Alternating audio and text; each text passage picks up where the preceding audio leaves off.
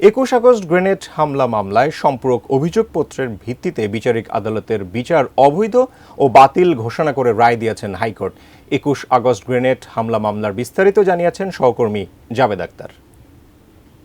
বছরেরও বেশি সময় আগে 2004 সালের 21শে আগস্ট যে ঘটনাটি ঘটেছিল, যেটি অনেক বেশি নাড়া দিয়েছিল, তখনকার প্রধানমন্ত্রী শেখ হাসিনা তিনি অল্পের জন্য বেঁচে গিয়েছিলেন এবং এই বিষয়টি নিয়ে পরবর্তীতে কোনো মামলা তখন হয়নি। এরপরে যখন তত্ত্বাবধায়ক সরকার ছিলেন সেনা সমর্থিত, তখন তারা একটি তদন্ত করেছিলেন 2008 সালের 9 জুনে এবং সেখানে দেখা গেছে যে 28 জনকে এই তদন্ত করে সেখানে একটি অভিযোগ দেওয়া হয়েছিল এবং 61 জনের সাক্ষী নেওয়া হয়েছিল।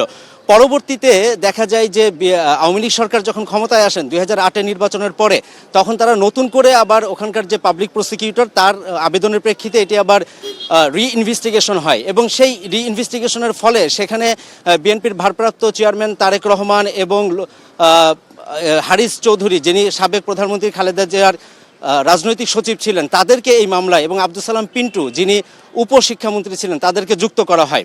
বসুন্ধরা ডায়াপেন্ট এখন আরো উন্নত। এই হট এয়ার থ্রো টপশিট দ্রুত শোষণ করে সোনামণিকে দেয় কোমল অনুভূতি।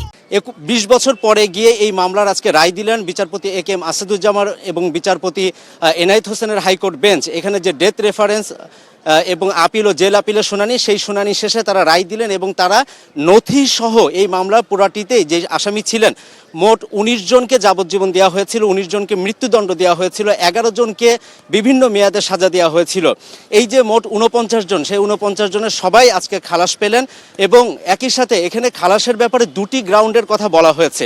একটি হচ্ছে যে প্রথম যে কনফেশন দিয়েছিলেন মুফতি হান্নান, সেখানে 28 জনের নাম আসে। পরবর্তীতে আরেকটি কনফেশন বা স্বীকারোক্তি দেয়, যেটি এই যে বিএনপির আইনজীবী এবং শিশির মনির, যিনি কয়েকজন আসামির আইনজীবী, এখানে 5 জনের বাবর সহ 5 জনের আইনজীবী ছিলেন এস.এম. শাহজাহান, তিনিও একই কথা বলেছেন। তাদের মূল কথা হচ্ছে দুটি গ্রাউন্ডে এটিকে খালাস দেওয়া হয়েছে। একটি হচ্ছে এই যে স্বীকারোক্তিটা নেওয়া হয়েছে, দ্বিতীয় যে কনফেশনটা নেওয়া হয়েছে, এটার কোনো আইনগত ভিত্তি নেই এবং এর বাইরে কোনো একটা ঘটনা যদি ঘটনা ঘটেছে এটি সত্য, সেটি তারাও এটিতে সিম্প্যাথি জানাচ্ছেন, কিন্তু ঘটনা ঘটলেও যদি সেখানে প্রকৃত আসামি যারা, তাদেরকে যদি এই মামলাতে আনা না হয় এবং সেটি যদি রাজনৈতিক প্রতিহিংসা পরায়ণ হয়ে মামলাটি করা হয়, যেটি তাদের ভাষায় আমি বলছি, তাহলে এইটি দেখা যাচ্ছে যে আজকে তারা খালাস পেয়েছেন। কারণ ওই সময় বিএনপির ভারপ্রাপ্ত চেয়ারম্যান তারেক রহমান, লুৎফুজ্জামান বাবর, আব্দুল সালাম পিন্টু, আরও যারা ছিলেন, যারা বিভিন্ন রাজনৈতিক দলের সাথে যুক্ত ছিলেন, তাদেরকে এখানে জড়ানো হয়েছিল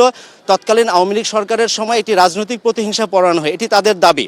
এবং এখানে যেহেতু কোনো গ্রাউন্ড ছিল না, সেই গ্রাউন্ড না থাকার ফলে এবং যত সাক্ষী নেওয়া হয়েছে, 225 জনের সাক্ষী নেওয়া হয়েছিল দ্বিতীয় কনফেশনে এবং প্রথম কনফেশনে কিন্তু 61 জনের সাক্ষী নেওয়া হয়েছিল। প্রত্যেকটা সাক্ষীতে কিন্তু এই বিষয়টি উঠে আসেনি যে লুৎফুজ্জামান বাবর অথবা বিএনপির ভারপ্রাপ্ত চেয়ারম্যান তারেক রহমান তারা আসলে এই গ্রেনেড ছুঁড়ে মারার সেগুলোর সাথে সরাসরি কোনো যুক্ত ছিল কিনা।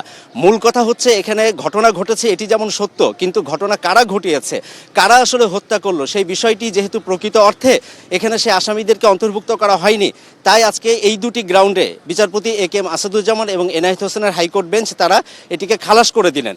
একটা বিষয় একটু বলি যে এখানে তারেক রহমান যেহেতু পলাতক আসামি ছিলেন এবং কাইকোবাদ হারিস চৌধুরী তো মারাই গেলেন, কিন্তু এখানে যারা পলাতক আসামি ছিলেন তারা কিন্তু এখানে আপিল করেননি। বাট এই আমাদের উপমহাদেশে কিন্তু একটি নজির আছে যে যারা হচ্ছে এই ধরনের মামলাতে খালাস পান, সেই সুবিধা, সেই বেনিফিটটা কিন্তু যারা নন অ্যাপ্লিকেবল, যারা আবেদন করেননি, তারাও একইভাবে তাদের ক্ষেত্রেও সেই একই যে রায়, সেই রায়টি প্রযোজ্য হবে। তবে একসাথে একটু বলে রাখি, আরেকটি মামলা আছে যেটি 10 ট্রাক অস্ত্র মামলা। এখানে হত্যা মামলা, 10 ট্রাকের যে বিস্ফোরক মামলা রয়েছে, সেখানেও তারেক রহমান আসামি রয়েছেন। তার যারা আইনজীবী তারা আশা করছেন এটি অলরেডি এটার যে আপিল শুনানি, ডেথ রেফারেন্স, এগুলো চলছে, সেখান থেকে হয়তো তিনি খালাস পাবেন এবং তার পরবর্তীতেই ধরে নেওয়া হচ্ছে যে আর পরে তারেক রহমানের বিরুদ্ধে আর কোনো মামলা থাকবে না এবং তার দেশে আসতেও আর কোনো বাধা থাকবে না।